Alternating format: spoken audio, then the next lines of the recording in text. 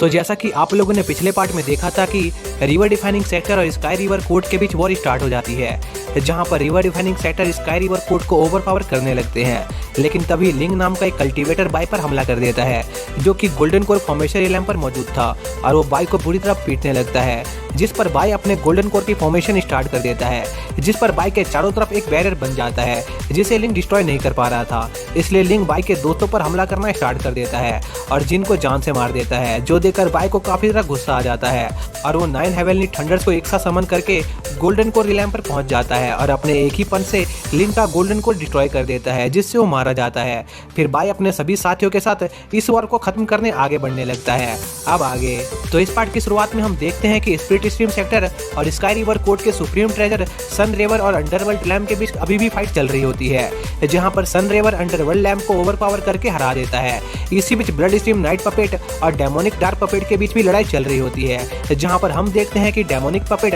काफी ज्यादा पावरफुल होता है, पर blood stream night puppet in the end demonic puppet को चकमा देकर हरा देता है, जिसके साथ ही रिवर डिफाइनिंग सेक्टर ने स्काई रिवर कोर्ट की मेन फोर्स को हरा दिया था और अब उन्हें इस वॉर को जीतने के लिए बस स्काई रिवर कोर्ट के माउंटेन गेट्स को डिस्ट्रॉय करने की जरूरत थी। इसी दौरान हम अपर स्ट्रीम सेक्टर के दो कल्टीवेटर्स को आपस में बात करते हुए देखते हैं, जो इस बैटल के आउटकम को देखकर काफी ज्यादा शॉक थे, क्योंकि उन्होंने कभी नहीं सोचा था कि किसी डाउन स्ट्रीम सेक्टर के पास इतना ज्यादा बैटल पावर मौजूद होगा कि वो स्काई रिवर कोर्ट को इस हद तक पीछे धकेल सके। पर तभी वहां मौजूद एक और कल्टीवेटर उन दोनों से कहता है कि वो दोनों लोग फालतू में ही रिवर डिफाइनिंग सेक्टर की इतनी तारीफ कर रहे हैं, क्योंकि अगर उनके अपर स्ट्रीम के हेडमास्टर ने अपने पाम स्ट्राइक की मदद से स्काई रिवर कोर्ट के 70% रिसोर्सेज को डिस्ट्रॉय नहीं किया होता तो रिवर डिफाइनिंग सेक्टर का इस वॉर में जीतना लगभग नामुमकिन था। तभी वहां पर एक और कल्टीवेटर आ जाता है, जो कल्टीवेटर जुंग को डांटते हुए कहता है कि उनकी इतनी औकात नहीं कि वो लोग उनके मास्टर द्वारा किए गए पनिशमेंट के बारे में इतनी आसानी से बात कर सके, और अगर इसके बावजूद भी जुंग ने इस बारे में बात करना जारी रखा तो हो सकता था कि उनके सेक्टर की हालत भी कुछ समय बाद स्काई रिवर कोर्ट की तरह हो जाए। जिसके बाद हम टियान का सीन देखते हैं, जो अपने साथी चैन को जल्दी से उनके अगले सुप्रीम ट्रेजर को एक्टिवेट करने को कहता है, ताकि वो लोग जल्दी से यहाँ पर अपना काम खत्म करके वापस लौट सके। पर चैन इसमें थोड़ा हिचकिचा रहा होता है, क्योंकि वो सुप्रीम ट्रेजर काफी ज्यादा खतरनाक था, पर इसके बावजूद भी टियान चैन को सुप्रीम ट्रेजर को एक्टिवेट करने के लिए फोर्स करता है, जिस पर चैन को न चाहते हुए भी उस सुप्रीम ट्रेजर को एक्टिवेट करना पड़ता है, जो कुछ ही समय में पूरे स्काई रिवर कोर्ट में फैल जाता है। तभी स्काई रिवर कोर्ट में मौजूद सभी वार्डर्स को हल्के हल्के भूकंप के झटके महसूस होने लगते हैं, जिस पर वो इस सोच में पड़ जाते हैं कि आखिर अचानक से यह भूकंप के झटके कहां से आ रहे हैं। तभी वो भूकंप शांत हो जाता है और अचानक से वहां पर बहुत सारे कीड़ों की बारिश होने लगती है, जिस पर बाई समझ जाता है कि ये कीड़ों का झुंड जरूर स्काई रिवर कोर्ट का कोई सुप्रीम ट्रेजर होगा। इसलिए बाई अपने सभी साथियों को तुरंत वहां से निकलने को कहता है, पर वहां पर बाई की उम्मीद से काफी ज्यादा कीड़े मौजूद थे, जो बाई पर हमला करने लगते हैं, जिस पर सभी लीडर वहां पर उन लोगों को उन कीड़ों से बचाने आ जाते हैं, जिस पर बाई भी अपने दूसरे साथियों की मदद करने जाता है। पर उन कीड़ों के अटैक्स की वजह से कुछ ही पलों के अंदर बाई का पर्पल कैथरील डिस्ट्रॉय हो जाता है, जिस पर इमॉर्टली तुरंत वहां पर बाई की मदद करने आ जाते हैं और बाई को बताते हैं कि ये डेथ बीटल का काम है, जो स्काई रिवर कोर्ट का एक बीस्ट किंग है, जो कि सेलेस्टर रिलैम का बीस्ट है, इसलिए वो लोग उसका कुछ नहीं बिगाड़ सकते हैं। और स्काई रिवर कोर्ट इस समय अपने डेथ बैटल का यूज इसलिए कर रहे थे ताकि वो रिवर डिफाइनिंग सेक्टर के सभी गोल्डन कोर फॉर्मेशन रिलैम पर मौजूद वॉरियर को जल्द से जल्द खत्म कर सके, और लीडर भी ज्यादा समय तक उन डेथ बीटल को नहीं रोक सकते थे। इसी दौरान हम लीडर सॉन्ग को देखते हैं, जो अपने साथियों के साथ डेथ बीटल को रोकने की कोशिश कर रहे होते हैं, पर लीडर सॉन्ग को महसूस होता है कि उनके पास उस क्रिएचर को रोकने जितनी ताकत मौजूद नहीं है, इसलिए अगर वो डेथ बीटल के सामने ज्यादा देर तक रहे तो हो सकता था कि डेथ बीटल उन पर भी हमला कर दे। इसी बीच लीडर जैंग ओल्ड मंकी को बैटलफील्ड पर चल रही सिचुएशन के बारे में बताने आते हैं, पर हम देखते हैं कि ओल्ड मंकी को पहले से ही बैटलफील्ड पर हो रही सभी चीजों के बारे में पता था, और वो इस सोच में होते हैं कि अगर उन्होंने कुछ नहीं किया तो इस वॉर के साथ उनके फ्रीडम सेक्टर को फिर से रिवाइव करने का सपना भी खत्म हो जाएगा। इसलिए लीडर जैंग ओल्ड मंकी को 10 ब्रीथ रिवर डिफाइनिंग पिल का यूज करने का सुझाव देते हैं, जिस पर ओल्ड मंकी जैंग की इस बात को मान जाता है और 10 ब्रीथ पिल का यूज करता है, जिसके बाद सीन बैटलफील्ड पर शिफ्ट होती है, जहां पर स्पिरिट स्ट्रीम सेक्टर की एक शिप पर एक बड़ा सा लोटस फ्लावर ग्रो होने लगता है, जिसमें से एक गोल्डन लाइट निकल रही होती है, और हम देखते हैं कि उस लाइट की वजह से फ्रिगेट सेक्टर के लीडर की बॉडी वापस से जिंदा हो गई थी, जो देखकर टीएन काफी शॉक होता है, क्योंकि उसे नहीं पता था कि रिवर डिफाइनिंग सेक्टर के पास भी एक फॉरेन बीइंग मौजूद होगा। तभी डेथ बीटल अपना एक झुंड बनाकर एक साथ उस फॉरेन बीइंग पर हमला करते हैं, पर वो सभी बीटल फॉरेन बीइंग के चारों तरफ मौजूद एक इनविजिबल बैरियर को पार नहीं कर पाते हैं, जिस पर डेथ बीटल फॉरेन बीइंग को चारों तरफ से घेरना शुरू कर देते हैं। तभी वो फॉरेन बीइंग अपने हाथ से एक हल्की सी मूवमेंट करती है, जिसके साथ ही सारे डेथ बीटल मारे जाते हैं, और उस फॉरेन बीइंग की पावर देखकर सभी लोग काफी ज्यादा हैरान थे, क्योंकि फॉरेन बिंग ने सिर्फ अपने एक उंगली के मूवमेंट से ही सेलेस्टियल स्टेज पर मौजूद एक पावरफुल क्रिएचर को मार गिराया था। पर टियान को फॉरेन बिंग से जुड़ी हुई एक मिथ याद आती है कि आज तक जिस सेक्टर ने भी फॉरेन बिंग के साथ काम करना शुरू किया था, अंत में वो सारे सेक्टर तबाह हो गए थे। इसलिए टियान को ये उम्मीद होती है कि रिवर डिफाइनिंग सेक्टर के साथ भी फ्यूचर में चलकर कुछ ऐसा ही होने वाला है, जिसके बाद टियान एक एरे को एक्टिवेट करने के बारे में सोचता है ताकि वो रिवर डिफाइनिंग सेक्टर को जल्दी से खत्म कर सके। जिस पर चैन टियान को ऐसा करने से रोकने की कोशिश करता है, क्योंकि वो एरे काफी ज्यादा खतरनाक था। पर टियान चैन की बात नहीं सुनता है और उस एरे को एक्टिवेट कर देता है। इसी दौरान हम लीडर जैंग को देखते हैं, जिन्हें कुछ अजीब सा एहसास हो रहा होता है। तभी वहाँ की जमीन एक बार फिर से हिलने लगती है और हम देखते हैं कि उस बैनन ट्री के साथ कुछ अजीब सी चीज होना शुरू हो गई थी, जिसके साथ ये पार्ट सेक्टर और स्काई रिवर कोड के बीच वॉर स्टार्ट हो जाती है, जहाँ पर बाई का सामना एक गोल्डन कोर कल्टीवेटर से होता है, जो बाई के कुछ दोस्तों को उसके सामने जान से मार देता है। जिस पर बाई लिंक से अपने दोस्तों की मौत का बदला लेने के लिए गोल्डन कोर फॉर्मेशन इलैम को अचीव कर लेता है और बड़ी आसानी के साथ लिंक को हरा देता है। पर तभी उन सभी लोगों पर स्काई रिवर कोड का सुप्रीम ट्रेजर डेथ बीटल हमला कर देता है, जो सेलेस्टियल इलैम पर मौजूद था। जिस पर लीडर जैंग रिवर डिफाइनिंग पिल की मदद से उनके सेक्टर के फॉरेन बिंग को जिंदा करते हैं, जो अपने एक ही अटैक से उस बीटल को हरा देती है। पर तभी ईविल बैनन ट्री में कुछ अजीब सी हरकतें होने लगती है। अब आगे तो इस पार्ट की शुरुआत में हम देखते हैं कि लीडर जैंग को ये बात पता चल जाती है कि स्काई रिवर कोड फिर से ईविल बैनन ट्री के साथ कुछ अजीब सी चीजें कर रहे हैं। इसलिए लीडर जैंग तुरंत रिवर डिफाइनिंग सेक्टर के सभी वॉरियर्स को वापस से उनकी वॉरशिप पर लौटने का ऑर्डर देते हैं, क्योंकि इस दौरान बैटलफील्ड पर रहना काफी ज्यादा खतरनाक था। जिस पर सभी स्टूडेंट लीडर जैंग के ऑर्डर को फॉलो करते हुए अपनी अपनी वॉरशिप पर लौट जाते हैं। तभी हम देखते हैं कि अचानक से ईविल बैनन ट्री ने अपने ही सभी डिसाइपल्स को मारकर उनका खून कंज्यूम करना स्टार्ट कर दिया था, ताकि ईविल बैनन ट्री जल्द से जल्द अपनी ओरिजिनल पावर को रिकवर कर सके। पर चैन टियान के इस प्लान की वजह से उसे काफी ज्यादा नाराज होता है, क्योंकि टियान के इस प्लान के अंदर कई सारे मासूम लोगों की जान जा रही थी और यह सब टियान सिर्फ अपने एक छोटे से एक्सपेरिमेंट के लिए कर रहा था, जो कि चैन को बिल्कुल भी ठीक नहीं लग रहा होता है, क्योंकि आज तक स्टार स्काई पिनिकल सेक्टर अपने आप को सभी फॉरेन बिंग से दूरी रखता आया है, क्योंकि फॉरेन बिंग काफी ज्यादा खतरनाक क्रिएचर हुआ करते हैं। पर टियान इसका ठीक उल्टा कर रहा था और एक फॉरेन बिंग से पंगा लेने की कोशिश कर रहा था। इसी दौरान हम उस फॉरेन बिंग को देखते हैं, जो बाई को अपनी थोड़ी सी एनर्जी और ब्लड की देती है, ताकि बाई उस ब्लड की मदद से अपने कोर फॉर्मेशन को आसानी से पूरा कर सके। और एक बार जब बाई अपने कोर फॉर्मेशन को पूरा कर लेगा, तो बाई के अंदर ब्लड एंसेस्टर की कुछ पावर्स को एक्टिवेट करने की एबिलिटी आ जाएगी। तभी हम देखते हैं कि फॉरेन बिंग की उस पावर की वजह से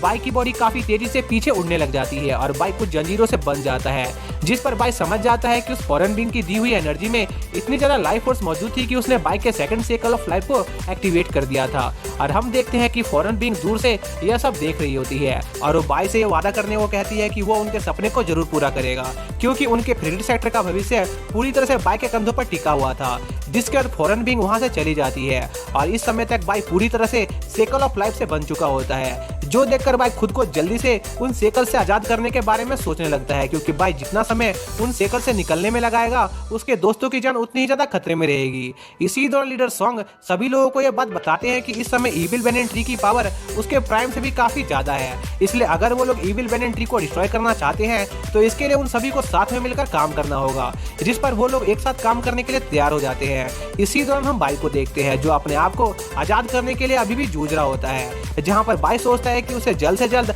अपना कॉर्पोरियल गोल्डन कोर फॉर्म करके यहाँ से निकलना होगा, ताकि वो अपने दोस्तों की मदद कर सके। पर काफी लंबे समय तक कोशिश करने के बाद भी बाई उन साइकिल्स को डिस्ट्रॉय नहीं कर पा रहा था, जिस पर बाई को एक आइडिया आता है और वो उन साइकिल्स को तोड़ने के लिए अपने असुरा डीमन बॉडी का इस्तेमाल करना शुरू कर देता है। और हम देख पाते हैं कि बाई का यह प्लान थोड़ा बहुत काम कर रहा होता है और वो अपने दोनों कोर्स को एक साथ फ्यूज करने में कामयाब रहता है। इसी दौरान हम सभी लीडर्स को देखते हैं, जो अपनी पूरी ताकत लगाकर ईविल बैनन ट्री को रोकने की कोशिश कर रहे होते हैं। तभी लीडर जैंग देखते हैं कि ब्लड एंसेस्टर की बॉडी एक बार फिर से मूव करना शुरू कर गई थी, जिसका मतलब यह था कि बाई फाइनली अपने कॉर्पोरियल गोल्डन कोर को फॉर्म करने में कामयाब हो गया था। तभी ईविल बैनन ट्री ब्लड एंसेस्टर की बॉडी पर हमला करने की कोशिश करती है, पर ब्लड एंसेस्टर सिर्फ अपने एक हाथ से ही ईविल बैनन ट्री के अटैक को रोक देते हैं। और ब्लड एंसेस्टर की पावर को देखकर सभी लोग काफी ज्यादा हैरान थे, लेकिन ये तो सिर्फ शुरुआत थी, क्योंकि वो लोग आगे चल के इस वॉर को भी जीतने वाले थे। जिसके बाद बाई अपने ब्लड एंसेस्टर की बॉडी का यूज करके ईविल बैनन ट्री को उखाड़ के फेंकने की कोशिश करने लगता है, जो देखकर टियान काफी ज्यादा एक्साइटेड हो जाता है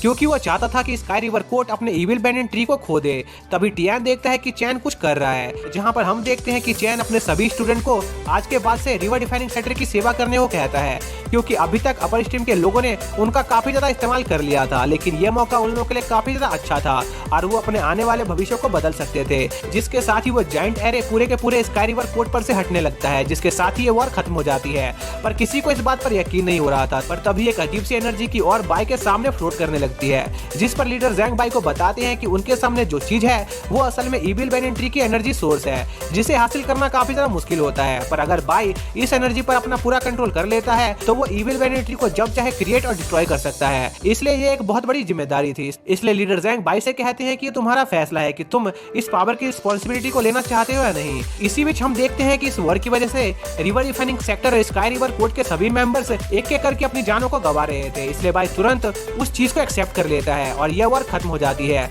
जहां पर बाई इस वॉर में शामिल सभी लोगों से कहता है कि आज के बाद से दुनिया में कोई भी स्काई रिवर कोर्ट का नाम नहीं लेगा, क्योंकि रिवर डिफाइनिंग सेक्टर ने इस वॉर को जीत लिया था। इसलिए अब इस जगह का नाम रिवर डिफाइनिंग सेक्टर रखा जाएगा। इसी बीच हम टियान को देखते हैं, जो अपने स्काई रिवर कोर्ट में बिताए गए समय से काफी ज्यादा खुश था। इसलिए वो चैन की एक इच्छा को पूरा करने का फैसला करता है और उस जगह पर स्काई रिवर कोर्ट का एक मार्क छोड़ देता है, ताकि सभी लोगों को यह बात याद रहे कि इस जगह पर कभी स्काई रिवर कोर्ट नाम का एक सेक्टर भी मौजूद था। इसी दौरान हम बैटलफील्ड का सीन देखते हैं, जहां पर रिवर डिफाइनिंग सेक्टर के सभी वॉरियर अपनी जीत को सेलिब्रेट करने लगते हैं और उन्हें अभी भी इस बात पर यकीन नहीं हो रहा होता है कि वो लोग फाइनली मिडिल स्ट्रीम सेक्टर बन चुके हैं। और जब वो लोग अपनी ये खुशियां मना ही रहे होते हैं, तभी आसमान से एक बड़ी सी चीज नीचे आने लगती है, जिसकी परछाई पूरे स्काई रिवर कोर्ट को कवर कर लेती है। तभी वो चीज जोर से नीचे गिरती है और हम देखते हैं कि वो चीज एक बड़ा सा पहाड़ होती है, जो कि रिवर डिफाइनिंग सेक्टर का नया घर था और उस माउंटेन पर उनके सेक्टर का नाम भी लिखा हुआ था, जिसके साथ फेनिक्स सेक्टर और स्काई रिवर कोर्ट के बीच वॉर स्टार्ट हो जाती है, जहां पर स्काई रिवर कोर्ट अपने सुप्रीम ट्रेजर का यूज करके रिवर डिफाइनिंग सेक्टर पर हमला करने लगते हैं, जिस पर रिवर डिफाइनिंग सेक्टर के लीडर अपने सुप्रीम ट्रेजर की मदद से स्काई रिवर कोर्ट के सुप्रीम ट्रेजर को हरा देते हैं। इसी दौरान टियान एक सीक्रेट एरे एक्टिवेट कर देता है, जिसे evil banded tree sky river court के डिसाइपल्स की लाइफ एनर्जी को अब्सॉर्ब करके अपनी पावर रिकवर करने लगता है, जो देखकर लीडर जैंग फ्रिगेट सेक्टर की फॉरेन विंग की मदद से इविल बैंडेड ट्री को रोक देते हैं, जिसके साथ ही रिवर डिफाइनिंग सेक्टर इस वॉर को जीत जाता है और अपर स्ट्रीम उन्हें उनका नया घर देते हैं। अब आगे तो इस पार्ट की शुरुआत में हम देखते हैं कि सभी सेक्टर वॉर के खत्म होने के बाद अपने नए घर को वापस से ठीक करने की तैयारी करने लगते हैं और हजारों सालों की हिस्ट्री में पहली बार हुआ था जब डाउन स्ट्रीम के किसी सेक्टर ने मिड स्ट्रीम की फोर्स को हराकर मिड स्ट्रीम पर अपना घर बनाया था। इसी दौरान हम लीडर जैंग और बाई को देखते हैं, जहां पर लीडर जैंग बाई को बताते हैं कि फिलहाल के लिए सभी सेक्टर और उनके लीडर अपने अपने सेक्टर के टीचिंग के लिए इविल बैंडेड ट्री पर एक सुटेबल जगह ढूंढ रहे हैं, जहां पर वो लोग अपने सेक्टर के टेक्निक और लेगेसी को आगे बढ़ा सके। और रिवर डिफाइनिंग सेक्टर के सभी लीडर ने आपस में मिलकर ये फैसला किया था कि वो लोग हर 2 साल के अंदर रिवर डिफाइनिंग सेक्टर की मैनेजमेंट को चेंज करेंगे, जिससे हर फैक्शन को मिड स्ट्रीम के साथ काम करने का मौका मिलेगा। पहले 2 सालों के लिए split stream faction river defining sector को लीड करेगा और इस दौरान उन्हें दूसरे सेक्टर के लिए कई सारे मैनेजमेंट का काम भी करना था, ताकि सभी सेक्टर बिना किसी दिक्कत के साथ अपना काम कर सके। लेकिन इससे पहले उन्हें अपने नए सेक्टर की ओपनिंग सेरेमनी की तैयारी करनी थी, जिसके लिए उन्हें किसी ऐसे आदमी की जरूरत थी जो काफी ज्यादा फेमस हो और इस काम को अच्छे से कर सके। जिस पर लीडर जैंग बाई को इस काम के लिए चुनने के बारे में सोचने लगते हैं, क्योंकि वो इस काम के लिए काफी ज्यादा परफेक्ट था,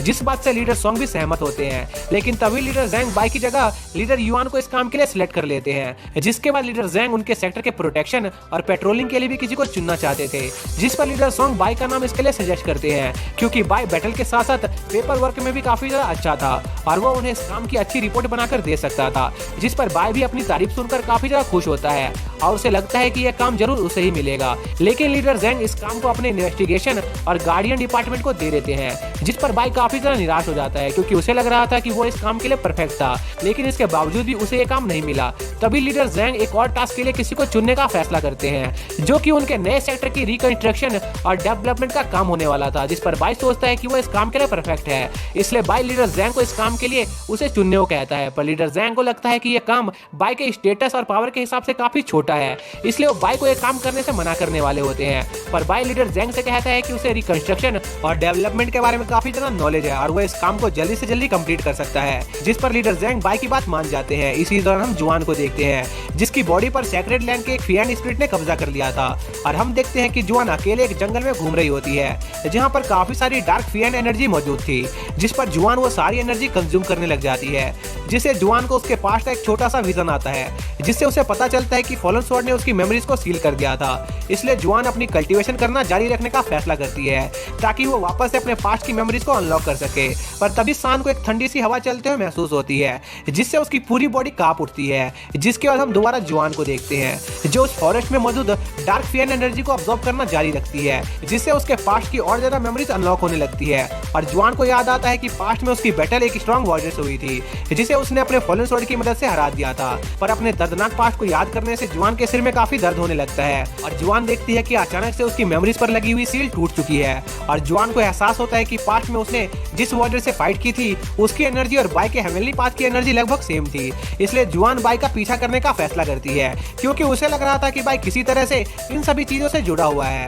और वही उसकी वापस से उसके घर जाने में मदद कर सकता है। इसी दौरान सान और उसके साथी उन ठंडी हवाओं का पीछा करते हुए वहां पर आ जाते हैं जहां पर उन्हें पेड़ों पर लटके हुए बहुत सारे सफेद कपड़े दिखाई देते हैं, जिसे देखकर वो लोग काफी ज्यादा डर जाते हैं क्योंकि उन्हें लग रहा था कि उस फॉरेस्ट में कोई भूत मौजूद है। तभी हम बाई को देखते हैं जो लीडर को अपने रिकंस्ट्रक्शन के प्लान के बारे में बता रहा होता है जिसकी मदद से वो अपने काफी सारे रिसोर्सेज को बचा सकते थे और इस मेथड का यूज करने से उनके सेक्टर के सभी डिसाइपल भी अपने इस नए घर के साथ अच्छे से घुल मिल सकते थे। और इसके लिए बाई को बस लीडर ज़ैंग की परमिशन चाहिए थी और वो लोग कुछ ही दिनों के अंदर उसके प्लान का रिजल्ट देख सकते थे, जिसके बाद बाई बेसब्री से लीडर ज़ैंग के कुछ कहने का इंतजार करने लगता है क्योंकि बाई को पूरा यकीन होता है कि उसके इस कमाल के प्लान के बाद लीडर ज़ैंग जरूर उसे इस टास्क के लिए सिलेक्ट कर लेंगे, जिसके बाद लीडर ज़ैंग रिकंस्ट्रक्शन और डेवलपमेंट के टास्क के लिए एक आदमी का नाम अनाउंस करने लगते हैं। लेकिन इससे पहले एक इमरजेंसी आ जाती है जहां पर सान सभी लीडर को बताता है कि उनका फॉरेस्ट हॉन्टेड है, जो सुनकर बाई को सान की बात पर भरोसा नहीं हो रहा था। पर लीडर सॉन्ग बाई से कहते हैं कि सान जल्दी डरने वाले आदमियों में से नहीं है, इसलिए अगर कोई ऐसी चीज है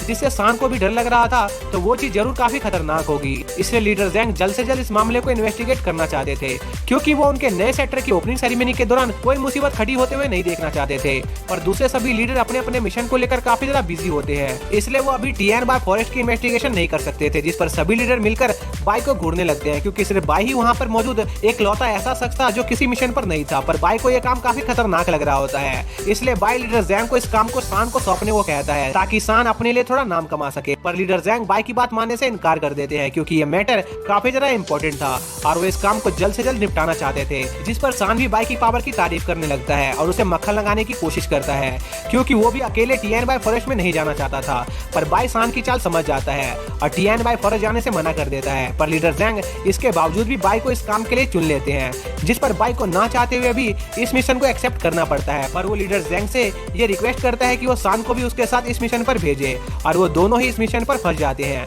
जिसके साथ ये पार्ट यहीं पर खत्म हो जाता है।